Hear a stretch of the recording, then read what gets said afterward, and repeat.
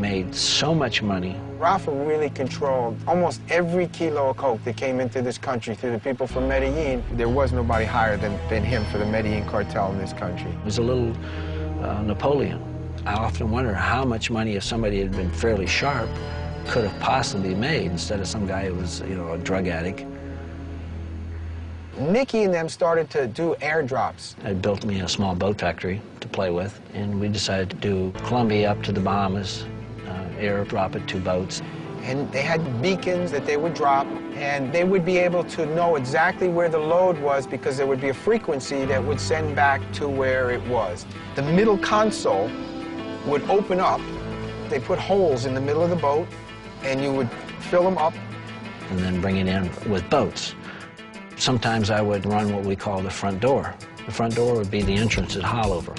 We would call it a front door. You can't say, well, you're coming in Hollover, so you're coming in the front door. It's a code of sorts. At Hollover Inlet, I rented an apartment on the 12th floor in the northeast corner called the Harbor House, which has a spectacular view of the inlet.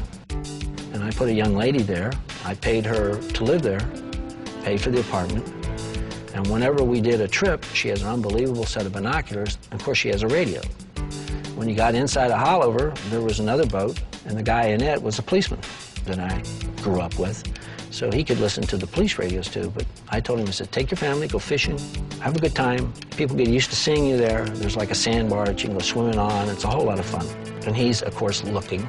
You go north on the intercoastal, about halfway up around the corner, there'd be another little boat fishing there. He was the burner. If there was ever a problem, they would burn the boat, and everybody would call and say there was children in the water. The police have this thing, something like that, they drop everything, and this is an emergency, and that would suck anything if we thought there was a problem. Fortunately, never had to use this guy. Never had a problem. From there, we would go on up to the entrance to Mall Lake Marina, which is about a quarter mile north of there. On the corner is another friend of mine who had a tire store. He's sitting there fishing, so he can see up and down the intercoastal and on the canal going back into Mall Lake Marina. I paid these guys, go fishing, have a good time. When they got into Mall Lake Marina, I had a sport fishing boat that I'd taken in on trade. I had several slips that I rented, parked the boat there, and I or somebody would spend the night and watch the boat. If nobody bothered the boat, then the next day, my tow truck would show up with a work order and a trailer, load the boat on the trailer, and he would take it to the warehouse. The boat would go in there, because I owned the warehouse, the warehouse, the warehouse, the warehouse. I didn't have to worry about anybody seeing me because I owned it all. And then we would go in the back, open up the compartment, and load the stuff into the cars. I spent money. Nobody else would do this. These guys came in, they would go to a boat ramp because it didn't cost them nothing, and they would get caught at the boat ramp. What are you doing? Where are you coming from? You know, well, you know, I'm just out fishing, and they'd have a bottle of Coca-Cola that said bottled in Nassau. I mean, dumb. To make sure that there was no dogs, I would take some marijuana or some cocaine, and I would put it in the blender with a little alcohol and just leave the blender on for an hour so there was nothing. I would wear out blenders doing this. And then I would mix it with a little bit of kerosene and put it in one of those spray, like weed bottles or bug bottles. The idea was to spray like the concrete thing around the telephone pole or the big tire that was on the tow motor. Things where if the dog alerted to it, there's no way there could be any drugs. The dog would go alert to a tree or to an old tire that's sitting there. I tried to tell Max every dollar bill that ever came to Colombia, they should have sprayed it so that every piece of money had cocaine on it. Every airplane that came down there, every piece of freight that went out, it needs to go in. They hire somebody to supposedly spray for bugs. So everything that came out of Colombia would alert, and that would be the end of the dogs. And the drugs were everywhere. Millions of Americans used the illicit drugs. Everybody started using cocaine. Cocaine was the in thing back then. It was a she thing to do. It was freely done. Every day, about 5,000 take their first dose or toot. As many as 5 million snort, shoot, or smoke cocaine every month. The American public thinks it's neat. It's a very, very seductive drug. It's almost like a woman. It is probably the closest thing one can have to an orgasm. It's exciting. You can just stand still and go 90 miles an hour. We're analyzing cocaine samples now that are purchased for $50 to $100 per gram that are 95% pure. The death rate in Dade County of about 2 per week from cocaine. Each month brings new efforts to fight the white line fever that spread from Miami to Denver to San Francisco. cocaine seizures in Florida are up 700%. One of the biggest and most controversial drug investigations ever in South Florida. Customs seized an Avianca 747 at dawn at Miami International, the daily flight having just arrived from Bogota.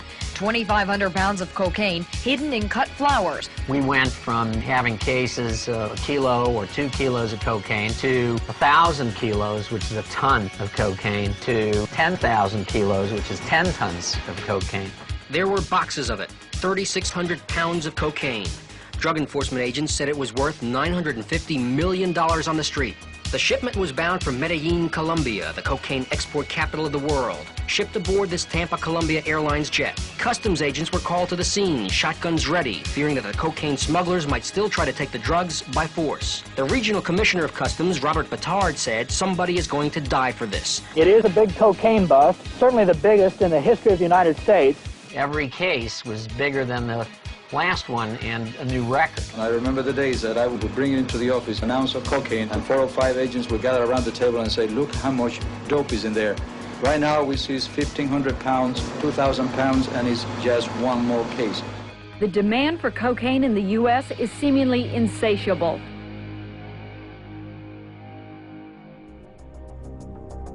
When I first arrived here, we had businesses like T-shirt shops on the beach where you could buy suntan oil or little stuffed alligators. Then suddenly, Mayer's Jewelers becomes the largest seller of Rolexes on earth.